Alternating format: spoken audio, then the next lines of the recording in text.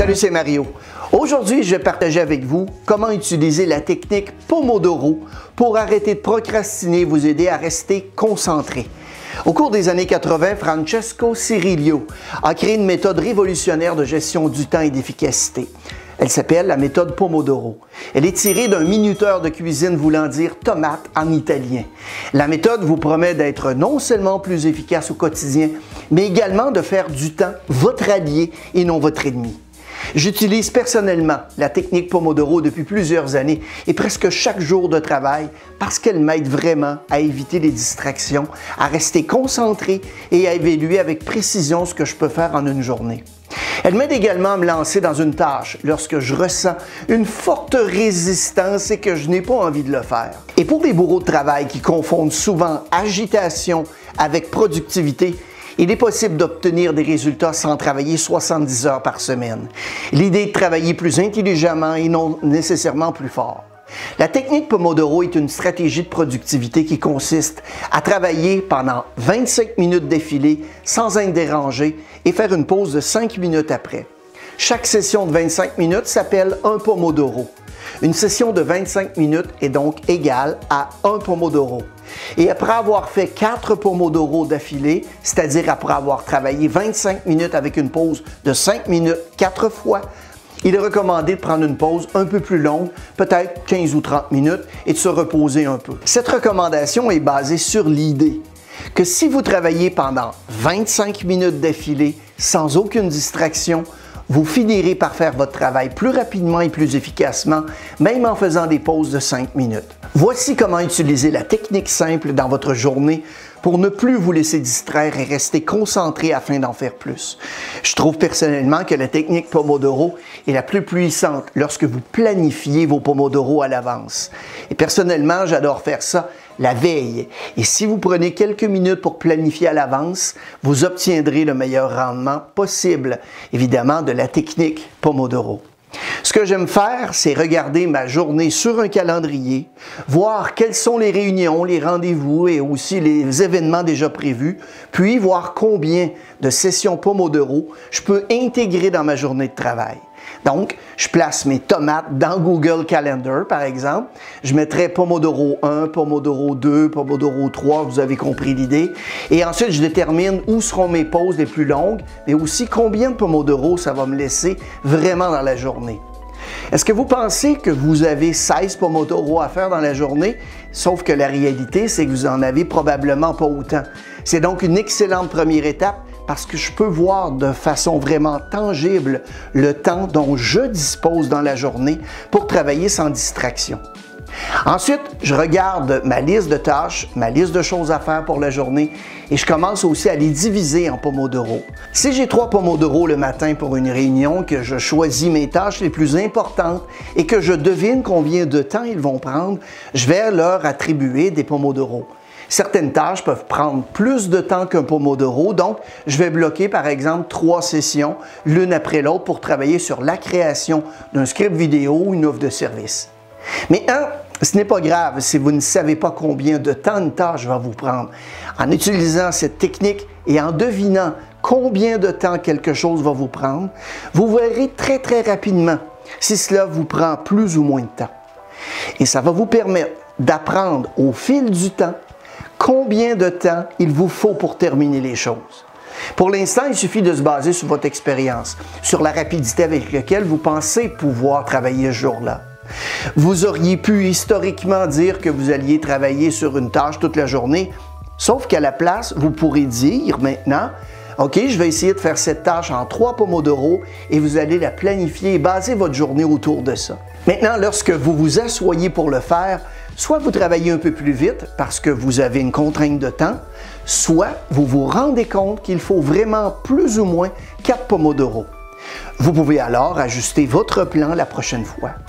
D'une manière ou d'une autre, vous commencez à apprendre combien de temps les choses vous prennent, ce qui en fin de compte va vous permettre d'avoir une meilleure planification et d'utiliser la technique Pomodoro à l'avenir. J'aime aussi utiliser la technique Pomodoro lorsque j'ai une liste de choses à faire qui est très chargée, car vous pouvez très rapidement voir où vous vous êtes trop engagé et ce que vous devez changer. Vous pouvez regarder la journée que vous avez planifiée et voir que vous ne pourrez pas nécessairement accomplir toutes vos tâches et ça va vous donner une chance de réorganiser les choses à l'avance. Vous vous rendez compte que vous devez travailler un peu plus longtemps ce jour-là, que vous devez, par exemple, reprogrammer une réunion ou simplement que vous devez redéfinir les priorités de votre liste de tâches et de vos attentes aussi. Voilà donc les bases de l'utilisation de la technique Pomodoro pour en faire plus et le faire bien. Maintenant, quelques petites astuces pour rendre vos Pomodoro les plus efficaces et tirer le meilleur parti de cette stratégie. La première pièce essentielle de ce puzzle est d'éliminer le plus possible les distractions. Si vous essayez de travailler pendant 25 minutes et que vous vous laissez distraire, vous n'avez pas vraiment fait un Pomodoro complet et vous allez le voir dans vos résultats de la journée. Rien ne doit se mettre en travers de votre chemin et vous distraire de votre travail. Assurez-vous donc d'être en mode avion ou de ne pas être dérangé sur votre téléphone cellulaire et fermez également tous les onglets, les fenêtres et les applications dont vous n'avez pas besoin sur votre furteur de votre ordinateur ou tablette. Ne laissez ouvert que ce dont vous avez besoin pour la tâche à accomplir. Un autre élément essentiel pour éliminer les distractions, c'est le port d'un casque d'écoute où j'écoute de la musique instrumentale douce. En fait, j'ai le mien juste ici. C'est essentiel pour rester concentré lorsque je pratique la technique Pomodoro parce que je peux facilement être distrait par les bruits qui m'entourent. En portant ce casque, je peux facilement me concentrer sur mon travail et tous ces éléments vont vous donner une approche beaucoup plus globale pour éviter les distractions, en plus de mettre vos téléphones en sourdine. Un autre conseil, c'est d'avoir un endroit pour capturer vos idées.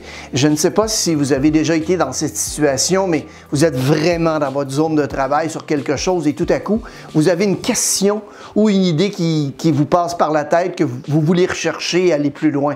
Ça peut totalement vous déstabiliser et vous envoyer ailleurs si vous ne faites pas attention.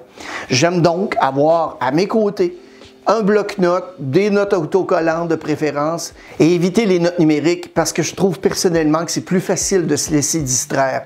Quoi qu'il en soit, ayez un endroit désigné où vous pouvez noter toutes les questions, les actions ou les choses à faire qui surgissent pendant que vous travaillez. Vous pouvez évidemment vous en occuper plus tard lorsque vous n'êtes pas en train de faire un Pomodoro. Un autre élément clé de la technique Pomodoro consiste à faire des pauses.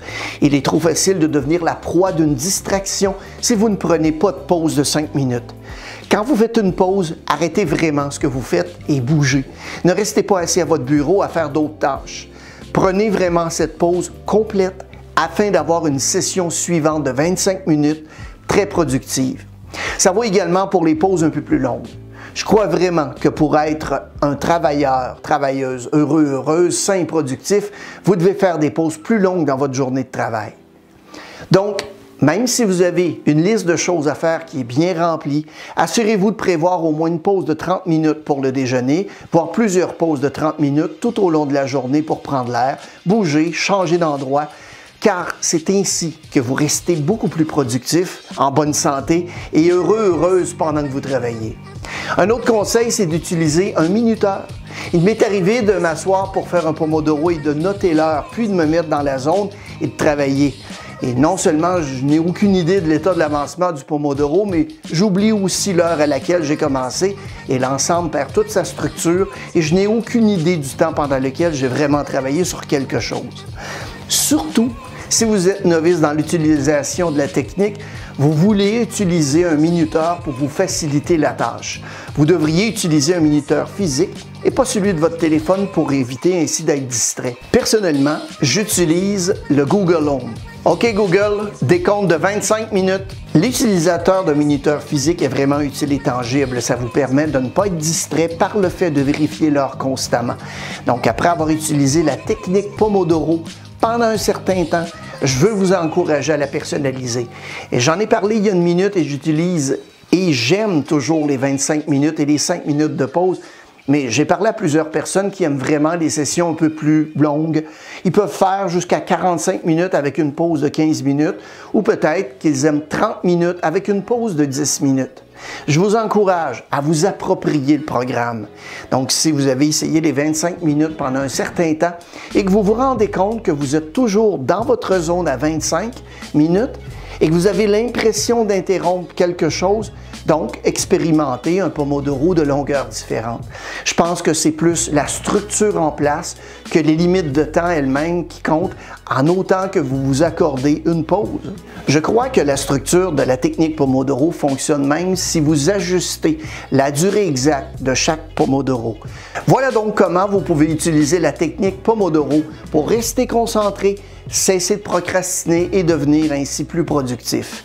Maintenant, je veux vous lire. Est-ce que vous avez déjà utilisé la technique Pomodoro ou une autre stratégie de productivité similaire pour accomplir plus de travail?